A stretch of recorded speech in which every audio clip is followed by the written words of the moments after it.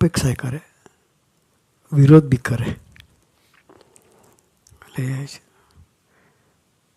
એક સાધુ જ્યારે શાસ્ત્રીમાં વાતો કરતા હોય,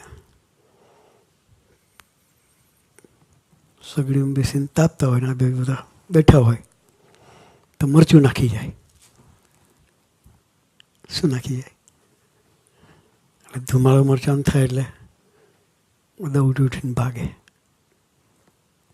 એવી પરિસ્થિતિમાં પણ શાસ્ત્રીમાં આજે વાતો કરી. જે બીમાર સાધુઓના સારવારની જગ્યા હતી ત્યાં બેસીને વાતો કરતા હતા. એક સાધુ બીમાર, જે સાધુએ મરચું નાખેલું એ સાધુ બીમાર પડેલા અને આ વાતો કરી એના રૂમમાં ગળાય બહારની સાઈડમાં. પેલા સાધુને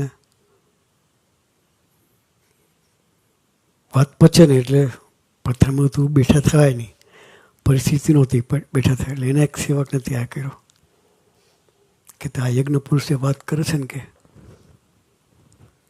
તું કે માટલું લઈને જા પાણીનું, ઠેસ વાગી છે એમ કરીને પડ, માટલું ફૂટશે એટલે પાણી ઉઠે, બધા ભાગી શકે. શું કે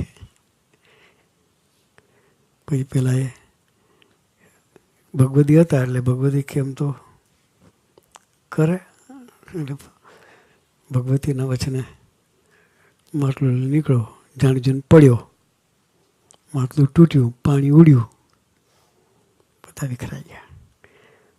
પછી કે આ તો હું બીમાર છું, કે જો હાજુ હોત તો શાસ્ત્રીને બતાવી દેત. કે